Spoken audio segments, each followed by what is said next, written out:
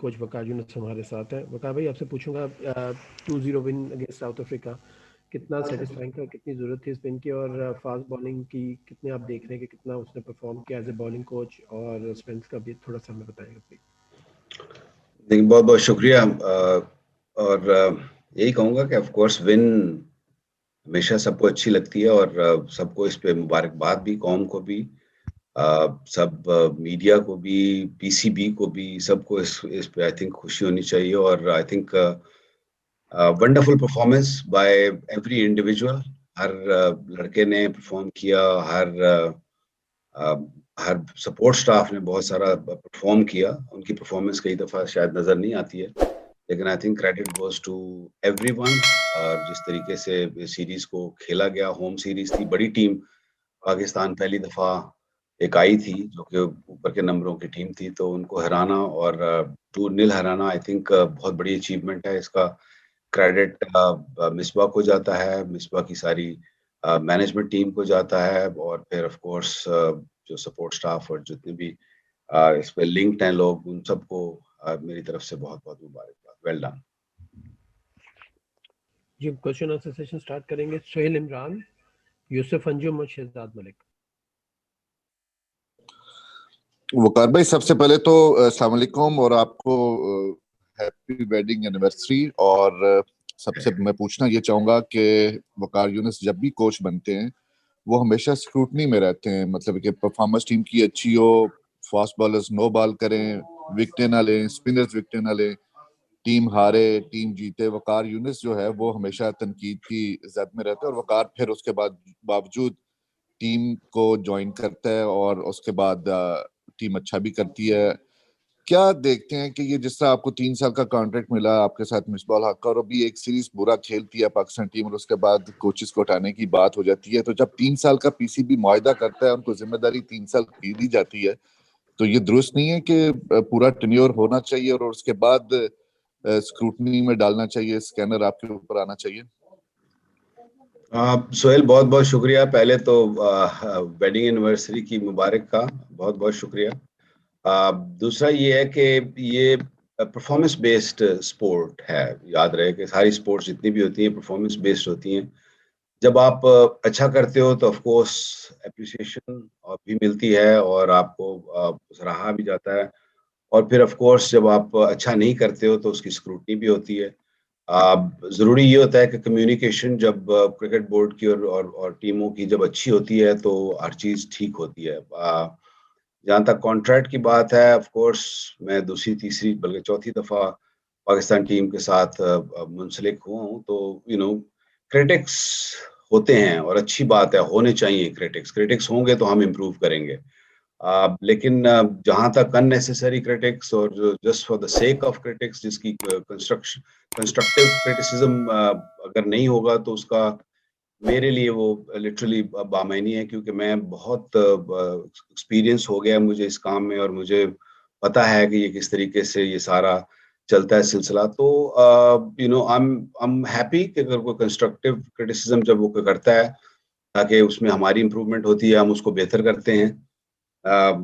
और बाकी ये है कि जहाँ तक क्रिकेट बोर्ड ने कॉन्ट्रैक्ट दिए हैं, तो आई थिंक उन्होंने कुछ देख के ही कॉन्ट्रैक्ट्स दिए हैं। तो ऐसा होना चाहिए कि आपको जब भी सवाल जवाब हो, बल्कि मैं कहूँगा कि जैसे न्यूजीलैंड टूर के बाद कमेटी ने बुलाया था, आई थिंक ये रेगुलर होना चाहिए, ताकि दूसरी पार्टियों दोनों की एक कम्युनिकेशन होनी चाहिए, पता होना चाहिए कि हम कहाँ जाना चाह रहे हैं और कहाँ पहुँच गए हैं।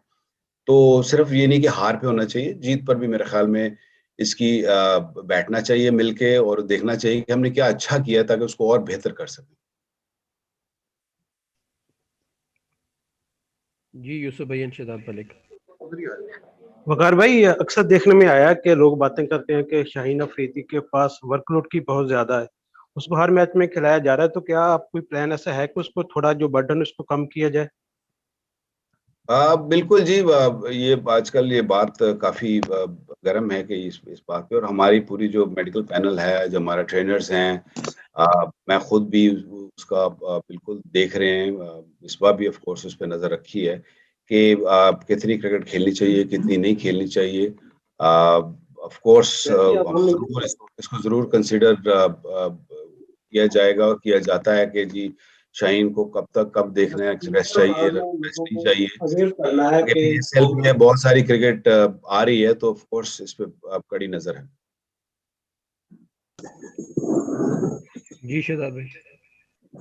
वकार भाई, आकिब जावेद जो हैं वो मिसबाह हक पर तो बहुत तनकीद कर रहे हैं कि उनका ये कहना है कि वो उनको जो है स्कूल का भी कोच नहीं वो लग सकते, और उसके साथ साथ आपके ऊपर भी बहुत तनकीद कर रहे हैं। आप क्या समझते हैं वो आपके ऊपर क्यों इतनी तनकीद कर रहे हैं? गालिबन मैंने इसका जवाब ये पिछले सवाल में इसका जवाब दे दिया है कि जो कंस्ट्रक्टिव क्रिटिसिज्म है या उसका तो मैं जवाब क्या बल्कि उससे सीखूंगा, लेकिन जो कोई अननेसेसरी या just for the sake of it या किसी को गुस्से में किसी ने कह दिया तो मेरा उसमें मैं उसको जवाब भी नहीं देना चाहता, because I don't think I have enough, मेरे पास इतना टाइम है कि मैं इस तरह की बातों का जवाब दूं। जी अंस एंड निजाज बाकरी। वकार भाई, हसन अली की बॉलिंग की बात करें, थोड़ा सा उनका बता दें। उन्होंने काफी अच्छा कमबैक किया है और उनकी जो बॉल है उसमें काफी स्विंग हो रहा है, तो आप उनको आइंदा फ्यूचर में आपने उनको ज़ाहिर बात है टिप्स दी होंगी, और आपकी जो वो सरबराही में और आपकी निगरानी में उन्होंने अपनी बॉलिंग में वेरिएशन लेके आए हैं।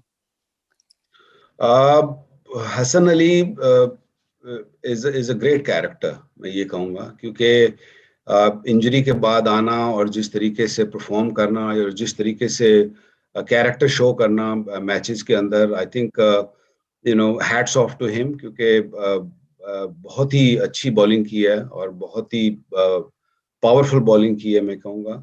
क्योंकि मैंने इसको इंजर्ड भी देखा है, क्योंकि साल 1.5 साल ही वाज स्ट्रगलिंग एंड, और सबसे बड़ी अच्छी बात यह है कि गिव अप नहीं किया। समझने की बात यह है कि जो भी अगर फास्ट बॉलिंग करना चाहता है, जो नेक्स्ट जनरेशन भी हमारी आ रही है, अपने एक्सपीरियंस से, वसीम अकरम के एक्सपीरियंस से या और जितने भी बड़े फास्ट बॉलर्स गुजरे हैं उनके एक्सपीरियंस से मैं आपको ये बता सकता हूँ कि अगर आपने फास्ट बॉलिंग करनी है तो आपको ये इंजरीज आएंगी, और ये होती हैं, क्योंकि ये नेचुरल एक्ट नहीं है, ये एक आपकी बॉडी के ऊपर बहुत लोड पड़ता है और आपको स्ट्रांग होना पड़ेगा, मेंटली बहुत स्ट्रांग होना पड़ता है।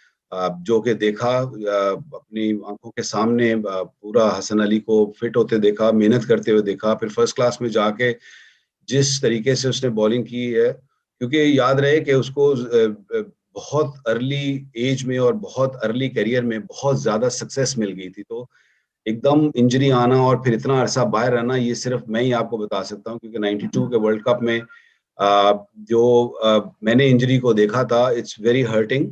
आप बड़ा, क्योंकि इतनी हाई आपने देखी होती है और अचानक आपका बिल्कुल ऐसे लगता है जैसे दुनिया खत्म हो गई।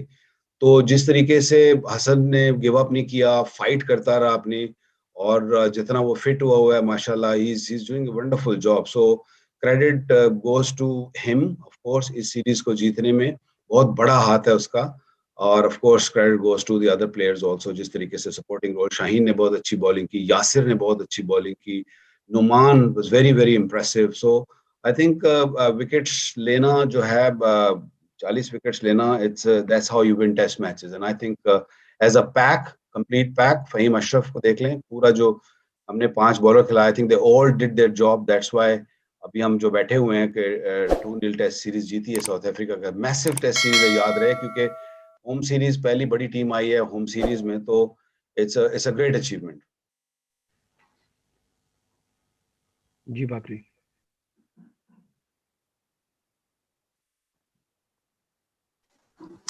वकार भाई, इजाज, मेरा सवाल आपसे ये था, आवाज आ रही है? जी जी इजाज प्लीज। कि आप देखें 2015 का वर्ल्ड कप भी आप पाकिस्तानी टीम के कोच थे, तो मिचेल स्टार्क तब भी ऑस्ट्रेलिया टीम का हिस्सा थे, फिर पैट कमिंस को देख ले, उसके साथ उनके हेजलवुड है, इजाज आपकी आवाज नहीं आ रही, आपकी बहुत ज्यादा आवाज उनके कट बाकी रही भी है। मार्कवुड वगैरह सारे वो कंटिन्यू करते चले आ रहे हैं। ट्रेंड, इजाज आपकी आवाज ब्रेक हो रही अब है। आवाज आ रही है? जी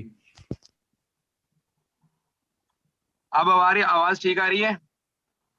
जी जी बोलिए अब जाज, आवाज ठीक आ रही है मेरी प्लीज। वकार जी भाई? प्लीज जाज प्लीज बोलिए। मेरा सवाल आपने सुन लिया होगा। मेरा सवाल आपने सुन लिया होगा कि नहीं सुना ना, दुनिया की सुनो तो जितनी कह भी रहे हैं टीमें हैं कि उनके आवाज जो, कट रही। मैं कह रहा था कि Australia, India, New Zealand, south Africa, जितनी भी टीमें हैं उनके जो बॉलर्स हैं वो तकरीबन 2015 वर्ल्ड कप के बाद के बॉलर अभी भी चले आ रहे हैं। मतलब उनको छठा सातवां साल है तमाम टीमों के तीन तीन बड़े बड़े बॉलर्स को। अब हमारे यहाँ चले ठीक है, आमिर ने टेस्ट क्रिकेट छोड़ी, वहाब ने टेस्ट क्रिकेट छोड़ी, लेकिन दोनों T20 सीरीज का हिस्सा नहीं है। और हम लोग अब शिफ्ट हो गए हैं हारिस पे, शाहीन पे, नसीम पे और अब नए बॉलर्स के ऊपर। तो अभी साउथ अफ्रीका से हम T20 सीरीज खेलने जा रहे हैं। फिर इंडिया में वर्ल्ड कप भी है, और आपको याद होगा 2016 के वर्ल्ड कप में आप हेड कोच थे, जब आपने रिपोर्ट भी लिखी थी, अफरीदी कप्तान थे हमारी इंडियन कंडीशन में, हम लोग सेमी भी नहीं पहुंच सके थे। सो हमारे बॉलर की जर्नी 5 से 7 साल की भी नहीं रही है आप वकार भाई। तो आगे आप कैसा देखते हैं? अगला वर्ल्ड कप भी है, फिर T20 वर्ल्ड कप भी है। जर्नी 5-7 साल की से ज्यादा होती है, ऐसा नहीं है कि नहीं होती है, और इंशाल्लाह होगी आगे भी। जितने भी फास्ट बॉलर आपने गिनवाए हैं, याद रहे कि ये सब इंजरीज से होकर आए हैं, जिनमें आपने कमिंस का भी नाम लिया, आपने बुमराह को भी देखा। आप देखते हैं कि इंजरीज होती हैं जिसकी वजह से प्लेयर्स समटाइम आपको टाइम चाहिए होता है फिटनेस का, रिहैब का। तो रिहैब के बाद आप दोबारा आते हैं, आप परफॉर्म करके आते हैं। जिस तरीके से आपने हसन को देखा, उसने जिस तरीके से परफॉर्म किया और वापस आया और इंटरनेशनल लेवल पे भी उसने परफॉर्म किया, तो ये एक सर्कल है जो कि चलता है। और लोग आते हैं, सारी जिंदगी वसीम अकरम भी नहीं रहा, वकार यूनुस भी नहीं रहा, शोएब अख्तर भी नहीं रहा। तो प्लेयर्स आते हैं, परफॉर्म करते हैं, और फिर नेक्स्ट जो प्लेयर्स आते हैं उनको उनको जगह दी जाती है। तो ये एक सर्कल है। I think Pakistan over the years बहुत अच्छा परफॉर्म किया है as a fast bowling units. और अच्छी बात यह है कि अब क्रिकेट क्योंकि पाकिस्तान में वापस आ गई है, तो आप देखेंगे कि इन्हीं फास्ट बॉलर्स की परफॉर्मेंस बेहतर से बेहतर होती चली जाएगी। जी, Azhar Masood, Usman and Hafiz Shahbaz.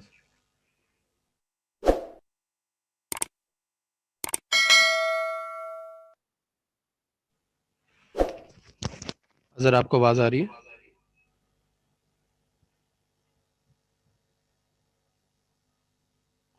Okay, Usman and then हाफिज शहबाज। अच्छा वकार भाई, पहले तो आपको बहुत बहुत मुबारक हो कि माशाल्लाह होम ग्राउंड के अंदर आपने साउथ अफ्रीका को हराया 13 साल बाद। और आप क्या समझते हैं कि ये मौका है अपने नाकदीन को चुप कराने का, जो इससे पहले सीरीज के अंदर जो है आपके ऊपर तनकीद करते रहे कि आप जो है सही तरह बॉलर्स को सिखा नहीं पा रहे? तो क्या ये वक्त आ गया है कि उन्हें जवाब दिया जाए, या अभी T20 सीरीज का भी इंतजार करना है? किसी को जवाब देने की जरूरत नहीं है। हमारा काम है, हमारा पैशन है ये हमारा, और हम चाहते हैं कि पाकिस्तान जीते। ना सिर्फ मैं ये चाहता हूँ, बल्कि जो भी इसको क्रिटिसाइज भी करते हैं, उनका भी दिल यही चाहता है कि पाकिस्तान जीते, पाकिस्तान का नाम आगे जाए, रोशन हो।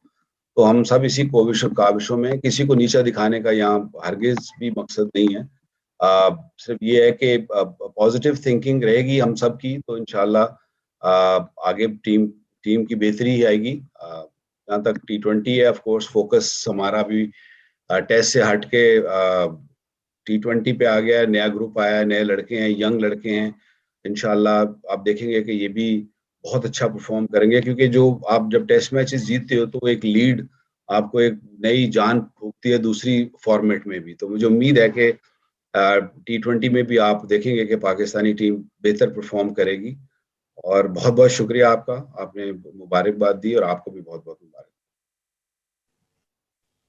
जी, हाफिज शहबाज, देन कादिर ख्वाजा और बिलाल। अस्सलाम वालेकुम वकार भाई, पहले तो मुबारक हो। एक बड़ा खासा शुक्रिया मुश्किल सर, टाइम बहुत था कि शुक्रिया। बहुत सारा इतराज़ात, बहुत सारी बातें हो रही थी कि जी शायद आप लोगों के लिए आखिरी सीरीज है, आप लोगों का इम्तिहान है, बहुत कुछ कहा जा रहा था। एक तो ये बता दें कि ये कितना हर्टिंग होता है, हम अगर पिछले 20-25 साल से क्रिकेट को देख रहे हैं, उससे पहले से, कि एक सीरीज हारने के बाद फौरी तौर पर क्रिटिसिज्म शुरू हो जाता है, फिर एक ग्रुप कहता है जी निकाल दें, रख लें। एक तो ये कितना मुश्किल होता है। दूसरा, जिस तरह हसन अली ने कमबैक किया, और हमने देखा है कि हसन का वाहिद बॉलर था पाकिस्तान में जिसका रेगुलरली रिवर्स होता हुआ देखा बॉल, बाकी बॉलर का उस तरह बॉल रिवर्स नहीं हो रहा। तो बाकी T20 सीरीज भी आ रही, तो क्या फ्यूचर प्लानिंग हम उनके साथ करेंगे? देखिए, हम इमोशनल कौम हैं, इमोशनल लोग हैं। मैं खुद भी बहुत इमोशनल हूँ। कई दफ़ा मैं कुछ चीज़ें कह जाता हूँ। तो ये है कि इमोशंस में आके तो कई दफ़ा लोग कुछ बोल देते हैं जो ऑफ कोर्स हर्टफुल होता है, लेकिन ये है कि उनका मुझे उम्मीद है कि डीप डाउन उनका ये हरगिज़ मकसद और उनका मायने ये नहीं होते। वो हमेशा पाकिस्तान का अच्छा सोचते हैं, पाकिस्तान टीम का अच्छा सोचते हैं।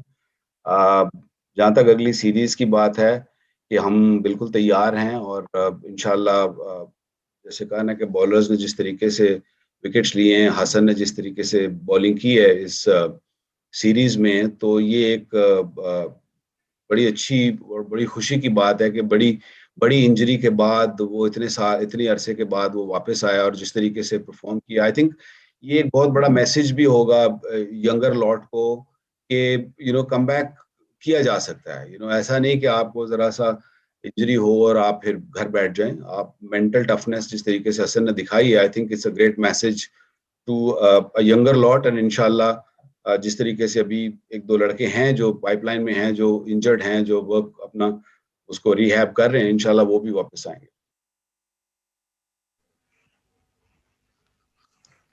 जी वकार भाई, अस्सलाम वालेकुम। जी वास्सलाम कादिर भाई। अच्छा वकार भाई, नेशनल हाई परफॉर्मेंस सेंटर के कोचेस हमने देखा कि कराची में उनकी खिदमात ली गई, आप लोगों के साथ उन्होंने असिस्ट किया, तो सर कितना हेल्पफुल साबित हुआ आपके लिए कराची में नेशनल हाई परफॉर्मेंस सेंटर के कोचेस? या कोई इनसिक्योरिटी होती है जब आप बॉलिंग कोच होते हैं और हेड कोच आपके पास होते हैं, तो उसके बावजूद पाकिस्तान क्रिकेट बोर्ड कोचेस की खिदमात लेता है, तो कितना वो थोड़ी सी दिमाग में आती है कि इनसिक्योरिटी हो जाती है कि यार ये कोचेस क्यों आए हैं? इतने सालों के बाद मेरा नहीं ख्याल कोई इनसिक्योरिटी होनी चाहिए या कोई इनसिक्योरिटी है। आई थिंक इम्पोर्टेंट क्या है? इम्पोर्टेंट ये है कि पाकिस्तान अच्छा करे और पाकिस्तान के लड़कों को बेहतर परफॉर्म करना चाहिए। उसके लिए अगर नेशनल अकेडमी से लोग आते हैं तो दैट्स वेरी वेरी गुड। मैं तो हमेशा ये कहता हूँ कि कम्युनिकेशन और ये कहता हूँ कि एक लिंक और ज़रूर होना चाहिए ताकि उनको भी बिल्कुल पता होना चाहिए हाई परफॉर्मेंस सेंटर को भी कि जो ऊपर जब लड़का आता है तो ऊपर क्या उनसे डिमांड की जाती है या उनसे क्या ऊपर चाहा जाता है। तो I think it was very fruitful उनका आना, क्योंकि उन्होंने बहुत सारा लर्न किया है। जैसे उनकी हेल्प हमें मिली तो उन्होंने भी बहुत लर्न किया कि यार जब लड़का हमने यहाँ से हाई परफॉर्मेंस सेंटर से ऊपर भेजना है तो उसके लिए ये चीज़ें दरकार हैं। तो it was more like a communicational tour for them to understand, to have understanding between the top coaches जो ऊपर इंटरनेशनल रन कर रहे होते हैं और हाई परफॉर्मेंस सेंटर का। आई थिंक कनेक्शन बहुत जरूरी है। I think that will that has helped and इंशाल्लाह आगे भी ये हेल्प करेगी। अस्सलाम वालेकुम वकार भाई। जी वालेकुम अस्सलाम। जी जिस तरह से अब देखा कि शाहीन, हारिस, हसन, फहीम, आमिर यामीन और अमाद बट इतना कंपटीशन हो गया है और ख़ास तौर पे T20 फॉर्मेट है, तो हमने कल देखा ट्रेनिंग में भी आप सबको बारी-बारी, जिस तरह आमिर यामीन को आप समझा रहे थे, इमाद बट को आप काफ़ी देर अपने पास बुलाकर आपने उन्हें समझाया, तो क्या आपको लगता है कि ये प्लेयर्स लॉन्ग टर्म पाकिस्तान के लिए खेल सकते हैं? देखिए ये पाकिस्तान की क्रीम है, आपकी फर्स्ट क्लास के परफॉर्मर्स भी हैं और पास्ट में इन्होंने परफॉर्म भी किया है और आगे फ्यूचर भी है ऑफ कोर्स। और हमारा यही फर्ज है बीइंग बीइंग फादरली फिगर और being the eldest in the group. मेरा ये फर्ज है कि उनको उनको कंफर्ट जोन में लाना पहले, एंड देन ऑफ कोर्स जो उनकी थोड़ी बहुत फाइन ट्यूनिंग है जो इस लेवल पे की जाती है उस पे उनको अपनी पूरी जो तजुर्बा है जो उसको इनहेंस किया जाए, उनको उनको बताया जाए कि क्या what is good what is not good. So it was good. अच्छा लगा कल यंग फास्ट बॉलर्स कुछ नए लड़के आए तो देख के उनको और उनके साथ काम करके बहुत अच्छा लगा। और कंपटीशन बढ़ेगा, प्रॉब्लम जरूर बढ़ती है लेकिन ये अच्छी प्रॉब्लम है।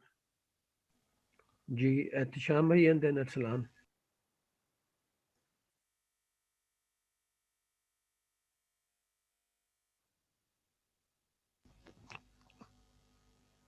अच्छा भाई आपको आवाज आ रही है? ओके अस्सलाम, आप प्लीज क्वेश्चन करिएगा। अस्सलाम वालेकुम वकार भाई। जी वालेकुम सलाम अस्सलाम, कैसे हैं आप? अल्लाह का अच्छा वकार भाई, ये बताइएगा इस वक्त हम देखें तो पाकिस्तानी जो बॉलिंग लाइन है, फास्ट बॉलिंग लाइन अप है, वहाँ पे नो डाउट हमारे पास जो है एक इस वक्त लूप में काफी लड़के मौजूद हैं, और प्लेइंग 11 में भी हमारे परमानेंट मेंबर्स शहीन शाह अफरीदी और हारिस रऊफ को हम देखते हैं T20 के हवाले से भी। लेकिन कुछ सीनियर्स बॉलर्स हैं जैसे जुनेद खान है, उनका हमें प्रोटेस्ट भी वर्ल्ड कप के दौरान भी देखने को मिला था, अभी PSL में भी उन्हें मुंतखब नहीं किया गया। तो उन बॉलर्स का जो है वो करियर कहाँ पे देख रहे हैं? क्या वो उनकी जो है वो पाकिस्तान टीम में वापसी हो सकती है? क्योंकि आमिर भी अब जो है वो टीम के साथ नहीं रहे। तो उन लोगों का करियर कहाँ देखते हैं जिनको अब PSL के लिए भी इवन मुंतखब नहीं किया गया? देखिए सेलेक्टर्स, आपको पता है कि 6 सेलेक्टर्स हैं जो रीजनल क्रिकेट को भी रन करते हैं, प्लस चीफ सेलेक्टर भी प्रॉपर वन मैन जॉब आ गया है। तो आई थिंक वो कड़ी नजर इस पे रखे हुए हैं, वो जरूर देख रहे होंगे कि कौन से बॉलर क्या किस तरह परफॉर्म कर रहे हैं। ऑफ कोर्स फ्यूचर, जब तक आप खेलते हो, आप खेलते पाकिस्तान के लिए, खेलने के लिए ही खेलते हो।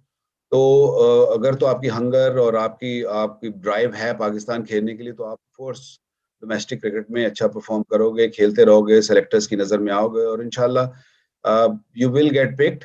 एंड और हम जो ऊपर कोचेस हैं, वी ऑलवेज वेलकम यू, जो भी सेलेक्ट होके आएगा, and we will try to get the best out of it.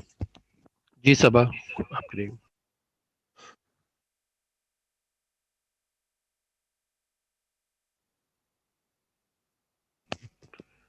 I think उनको भी आवाज नहीं आ रही। इजाज़, आपने कोई लास्ट एक रिक्वेस्ट की है, प्लीज वो आप कर लीजिए। वकार भाई, हम लाहौर में श्रीलंका से T20 मैचेस हारे थे, और फिर आपने PSL में देखा कि क्रिस लेन और बेन डंक ने यहाँ सेंचुरियां स्कोर की हुई हैं। 180 190 का टारगेट हो रहा था। तो लाहौर का विकेट आपने देखा होगा कल आके। सो लाहौर का विकेट आपको कैसा दिखाई दे रहा है, और कितना स्कोर आप समझते हैं पाकिस्तान के लिए चेज करने के लिए आसान रहेगा और डिफेंड करने के लिए आसान रहेगा? T20 को प्रेडिक्ट करना बड़ा मुश्किल होता है, और T20 की पिच को भी रीड करना आसान नहीं होता। शाम का मैच है, इवनिंग में यहाँ पे ऑफ कोर्स रन्स देखा है कि रन्स होते भी हैं, लेकिन वेरिएशन भी होती है पिचेस में। आपने ओवर द इयर्स आप एक मैच को ना नजर में रखें या एक सीरीज को ना देखें, ओवरऑल देखेंगे तो ये यहाँ पे जो भी एवरेज स्कोर है हम उस पर नजर रखेंगे कि यहाँ कितना स्कोर चाहिए। बैटिंग अगर पहले करते हैं या बॉलिंग पहले करते हैं, जो भी होगा इन चीजों को इंशाल्लाह डिस्कस किया जाएगा और इसको मद्देनजर रखा जाएगा कि क्या इस पे किया जाए। ओके जी, थैंक यू वेरी मच।